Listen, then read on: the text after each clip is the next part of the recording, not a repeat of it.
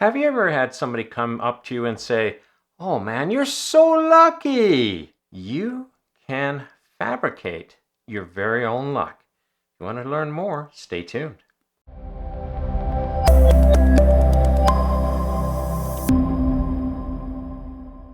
Hey, Frank Thomas here from Wealth Generation Strategies, and this video is all about the topic of luck. I have had people come to me and say to me, "Frank, oh, you're so lucky, like you had this promotion just drop in your lap, and I worked hard for this promotion, man. You just don't see all the back work." And that's the key to fabricating luck. The great inventor, Thomas Edison, the inventor of electricity, electric companies, the lithograph, just tons of other things, had a really famous quote. I'm going to read it so I don't screw it up here. "Opportunity is missed by most people because it's dressed in overalls and looks like work." He is so right. But that's what people see as luck. Really and truthfully, luck, which is just dog luck, is when you buy a lottery ticket and it wins. You have no control over that situation. But you do have a lot of control over luck in your life, especially when it comes to your profession and how successful you are. Some people say, "Oh, that person is so lucky because they were born with a golden spoon in their mouth." I really hate that. Sometimes they are. Sometimes they absolutely are, but it's usually the very few. We can look at people like Elon Musk and say, "Well, Elon was born with a golden spoon in his mouth." No, he wasn't. He started out just like you and me, and he's worth billions of dollars now. So what made luck? What was it that did it? And we touched upon it, and then the fact is a lot of hard work. The thing is, what you have to do is you have to take a few of these steps I'm about to outline if you want to fabricate luck in your life, which you can take advantage of, and you should, if you want to be wildly successful, financially independent, etc., etc., etc. So step number one, you have to know where you're going. You have to know what you want your future to look like. What are you interested in? Some people say, go after your ambitions and your passions. And other people say, that's the worst thing you can do. I don't know what the right answer is. Personally, I've went after my own passions. I always wanted to be a programmer when I was like really young. And one day when I was pushing close to 50, I realized, wow, I never sought out my passion in life, and I've always felt like I've slightly missed the mark. So what I did was I retrained myself. I went back to school, got some chops when it comes to programming, and started going into programming. And I was like, this is exactly what I should have done 30 years ago, because I really enjoy it. That's where my passion is. That's where my skill set is. That's how I think. And that's where I fit really well. So step number one is I really believe that you really have to kind of figure out, where are you good? I know one of my children right now is looking at a career change, and they've been humming and hawing about accounting. And I'm like, you should go for it. Even though they're like, "Oh, well, it could be boring, could be this." But when I watch them organize and get into numbers, they just get right. You can see that they go 150% in. And that says to me that they can be really good at this. Now they just got to get the chops, figure it out. And that leads me to step number two. You have to get the education to support your dream. And sometimes you got to go back to school. Sometimes you got to take night school. Sometimes you got to take a job that you might not normally take to get the experience and learn from somebody else's dime. I tell that all the time to my kids and to friends and family. Sometimes the best way to get training, let's say you want to learn how to become an accountant, is to go work with a firm where you might start as a receptionist, but then you start working and doing accounting stuff, because it's not unusual for the receptionist to keep the books up. Not unusual in a small company. It's a good place to start, and it's a good place to get your chops. Allow the company you're working for to give you as many courses as possible. Years ago when I was in the military, when I wanted to go from electronics, as I was originally like an electronics repair technician, and I wanted to get into computers, I was going in the right direction, but I wasn't 100% there, but I wanted to go this direction. So I joined a section on base, which was the computer repair and maintenance section.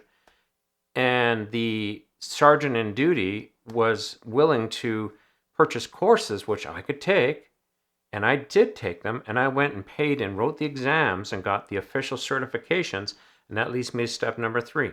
Whenever you can get a certification for something, get it.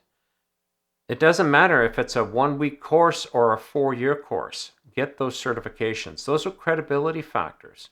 I'm working with somebody else right now who's trying to get a job, and they've retrained themselves as a programmer too, as a matter of fact.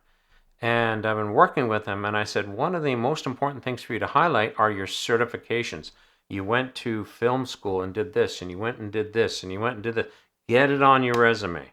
Those are things that are going to tell a prospective hirer that you get stuff done. Really important, because I know I look at it, and I know other people do too. That's your next step. Get those certifications. So you've highlighted your skill set, you've got some training, now you got some certifications. The next thing to do is to find a job in the area that you're interested in. As I mentioned earlier, even if it's not exactly hitting the mark, know that the job you're taking is going to move you in the right direction.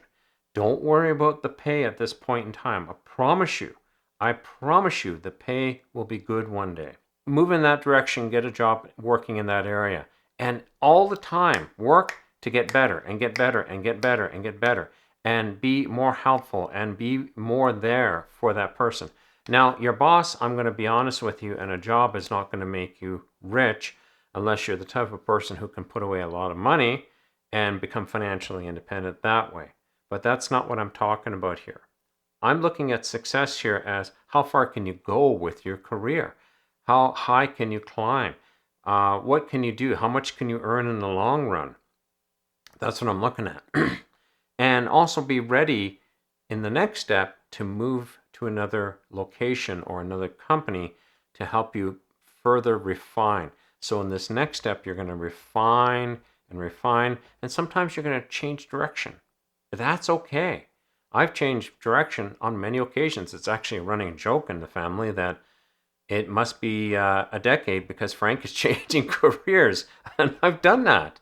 When I was in my 20s, I learned how to drive heavy vehicles and that because I didn't have anything else. I dropped out of school. Very silly me, I know. And in my late 20s, I joined the military and got my electronics certification. So I went and did electronics for about most of a decade. And near the end of that decade, I got certified in computers as a networking and break fix person. And eventually that decade passed, and now I went into programming. Here I am in programming. I've been in programming over a decade now, but I really felt that I found where I want to be because there's a lot of variety in my field. I'm reached high enough that my pay is really good. The positions I can go for are really good, and there is the potential for a lot of variety there still, which is just brilliant. So that's what I say. So that next step is you're going to be going and being ready to step forth in a different position in a company or in a different company altogether.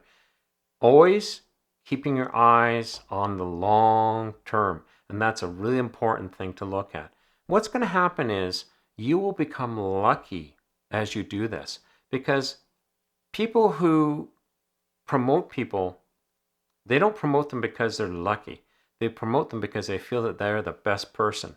There is a time when I was the chief technical officer in a company, and I had a position which I knew was going to open up because the company was making a pretty big shift in how they did operations. And I had this one individual approach me and say, geez, I'd really like to do that position. Would you consider me? I said, yeah, I would, but I would like to see you go and get some certifications. Show me that you're the right person for this position. And they were like, yes, that's exactly what I'm going to do. In the meantime, there's another person who went and did that. They didn't ask, oh, I'd like to do that position, or they didn't approach me. They actually went and did the training. They actually went and paid for the training themselves, and it was not cheap. And they went and did it, and they got the certifications. And, a year or so later, the job came up. And I didn't even post the job because this fellow approached me and said, hey, look, Frank, here it is. I went out and I got all these certifications, and I'm ready to go. Possibly I should have posted the job, but honestly and truthfully, I knew he was the right person for the position. So I just gave him the job. Oh my shattered nerves. The other person approached me and they were very upset. And hey, you could say I screwed up. And in some ways I did. I should have posted the job and disqualified him in a different way. But he didn't go and do anything. He didn't go and get any education. He didn't get any certifications. He didn't get any pieces of paper or proof of finish that he actually knows what he's talking about. He was not prepared for the position at all. So when that position came to shore and was available, he couldn't take it because somebody else beat him to the punch. Why? It's because they went and got those certifications. There's another great saying. It's a quote from Jonathan Winters, and he states, if your ship doesn't come in, swim out and meet it. Absolutely. And that's how people fabricate luck. Learn to be that problem solver. Because problem solvers make their own luck. And the nice thing is, remember I said earlier, eventually you're going to get paid? Hey, my hard work has paid me off royally. I've continued to get certifications. I've continued to learn. I've continued to dig through and get through difficult tasks. And it has given me more knowledge. It's not that I'm any smarter. It's just that I have more experience. And it allows me to get more experience because I already have more experience. It allows me to literally fabricate my own luck in life. Right now I'm working on a project which is just causing me to absolutely want to bang my head into the wall. But I'm going to get through it. And I know once I get through it, it's going to be really, really awesome. Because this knowledge that I'm gaining is going to be pretty unique. But not only that, pretty useful. And I can see how companies could use it for the long run. And I've already started talking to other people about it, telling them what I'm doing. Hey, I'm doing this, and wouldn't that be interesting? And they initially give me this look of, oh, I don't know. But I know one day they're going to be like, hey, I know somebody who knows how to do this, and they're going to give me a call. Awesome. A good example of that right now is I'm working on the technology that Microsoft called Blazor that they started putting out a few years back. I've been watching Blazor now for many years, never really matured until one of the latest versions, but I worked on other technologies that was very close to it. Anytime I got a chance to work on something that was very close to it, I worked on it. And now I'm working in a position that directly uses that technology. And I've taken my C# programming skills to a whole new level because of that. Again, I'm fabricating my own luck. And I know when I fabricate my own luck, the end result is I am going to make more. I'm going to become worth more to the marketplace. As it sits right now, I'm kind of in a position right now that in terms of technology, I'm on bleeding edge on a lot of things. So people are coming to me and saying, well, how will we do this? Like I was mentioning a few minutes ago, the project I'm working on is causing me to bang my head into the wall. Is all about that. And it's a way to really reduce the costs of lighting up a SaaS or software as a service using C# and Blazor and all these wonderful technologies, but doing it in such a way that it's very inexpensive and easy to maintain, and also very robust. So I'll just leave it at that, because really this video has nothing to do with that. I just want to illustrate to you, these are the things you need to do. So I say to you, get out there and start to fabricate your own luck in life. You'll get paid royally for it in the long run. I promise you that. Hey, be sure to sign up to my newsletter. It's in the bottom in the description. I'm going to be adding a few more comments to this video, which is talking about luck and how to fabricate it. But also make sure you check out my latest video called Financial Independence.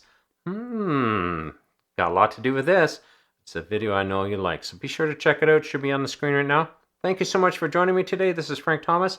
Hey, go get lucky. We'll talk to you soon. Bye-bye.